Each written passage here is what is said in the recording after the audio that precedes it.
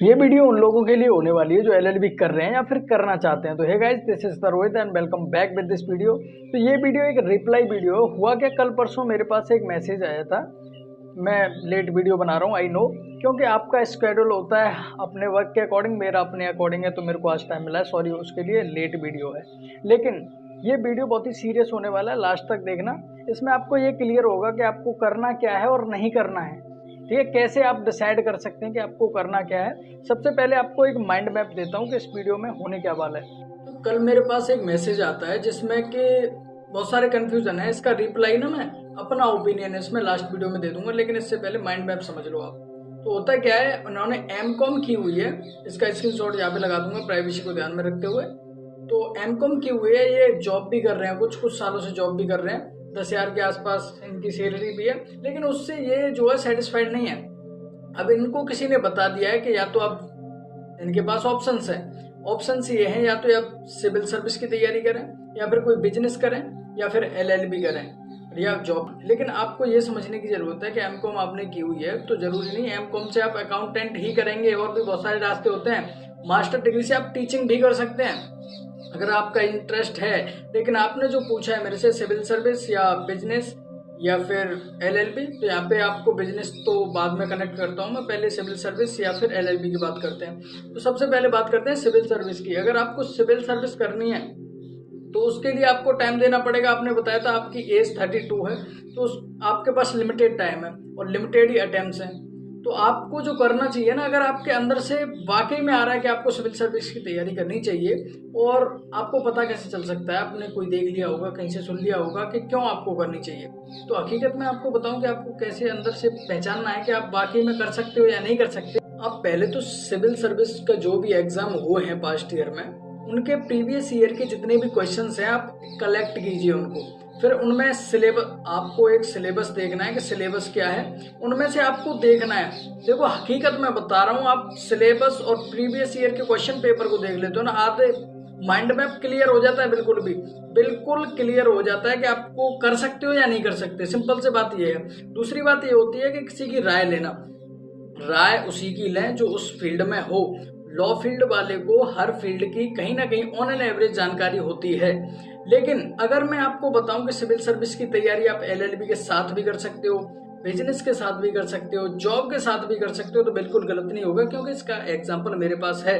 अगर आप जॉब के साथ में, अगर पैसे का इशू, आपने बताया था पैसे का इशू है, तो पैसे का इशू है तो आप जॉब के साथ भी कर सकते हो, कोई दिक्कत नहीं है उसमें। अगर आप एक यूट्यूब पे सर्च मारना, राहुल सिन्हा नाम से, उन्होंने 8 आवर्स की जॉब के साथ में एसटीएम बने हैं वो, ठीक है, तो आप वो भी कर सकते हो।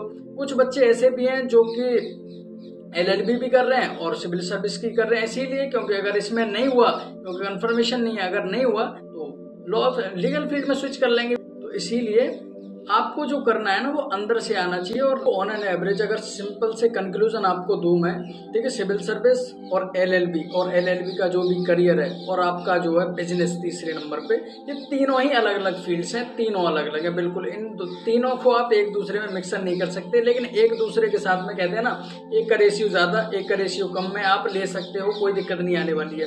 लेकिन जो भी आपको करना है ना वो आप अपने बेस्ट से करो। कहने का तात्पर्य इतना है कि जो भी आप कर रहे हो, तो आप अगर राय भी लो ना किसी से, तो उससे लो जो उस फील्ड में है, उससे मत लो जो उस फील्ड में नहीं है, क्योंकि उसको खुद पता नहीं है तो वो बताएगा क्या। सिंपल सी बात है। अगर आप सिविल सर्विस की तैयारी कर रहे हो तो डायरेक्ट अगर हो सके तो उससे मिलो, कोई भी सिविल सर्वेंट हो, कोशिश करो कि उससे मिलो। अगर नहीं मिल पाते तो यूट्यूब पर बथेरे इंटरव्यूज हैं, आप देखिए, उनसे इंस्पायर होइए अगर आपको करना है तो। अगर आपको अंदर से लग रहा है कि आप कर सकते हो, कि हर किसी का मोटिव होता है पैसे कमाना, ज्यादा से ज्यादा पैसे कमाना, कोई बताए ना बताए, लेकिन मोटिव सभी का यही है कि ज्यादा से ज्यादा पैसे कमाना होता है हर किसी को, चाहे कोई भी फील्ड हो। वो फील्ड कौन सा ज्यादा सक्सेसफुल है कौन सा कम है, पैसे से ही होता है। नाउ फाइनली इस पे मेरा क्या ओपिनियन है वो भी देख लीजिए। अगर सिविल सर्विस आप करते हो तो सिविल सर्विस में आपको स्टार्टिंग में खुद से पैसा देना पड़ेगा, कोचिंग में, बुक्स में, वगैरह वगैरह सब आपको अपना पैसा लगाना पड़ेगा, फिर भी श्योरिटी नहीं है। लेकिन अगर आप सिलेक्ट हो जाते हो तो फिर पैसे की और अपने करियर की चिंता करने की जरूरत नहीं है। स्टेबिलिटी कितनी है आपको खुद पता है। अगर आप बिजनेस की करो, खुद पैसा लगाओगे, और आपको प्रॉफिट भी हो सकता है, लॉस भी हो सकता है, बिजनेस में। अगर आप एलएलबी की बात करें तो एलएलबी जैसे करेंगे तो एलएलबी में आपको स्टार्टिंग में, अगर आप बात करें एलएलबी के दौरान इंटर्नशिप करते हो तो आप अगर सीख लेते हो तो एलएलबी के तुरंत बाद आप अच्छा पैकेज पे, अगर आप कॉर्पोरेट में जाना चाहो तो आप इंस्टेंटली पैसे कमा सकते हो। जिसकी लिंक्स ज़्यादा होती है ना, जुगाड़ जिसे कहते हैं, वो जल्दी सक्सेस कर जाता है एडवोकेसी फील्ड में। अगर आप जुडिशरी में जाना चाहते हो तो according to your age lower judiciary में भी जा सकते हो अगर आपकी एज ज़्यादा है। अगर आप लोअर जुडिशरी में नहीं जा सकते, एलएलबी करने के बाद कुछ प्रैक्टिस हो चाहिए होती है, जैसे कहीं 5 साल की है, कहीं 7 साल की है, कहीं 7 साल से ज़्यादा भी है, 10 साल भी है। तो आपके स्टेट के अकॉर्डिंग अगर आप हायर जुडिशरी में भी जा सकते हो, ये भी आपके पास ऑप्शंस होता है। तो वीडियो पसंद आई हो तो लाइक जरूर कर देना और अपने सजेशंस और जो भी आपके क्वेश्चंस हो मुझे कमेंट करके जरूर बताइएगा। Thank you.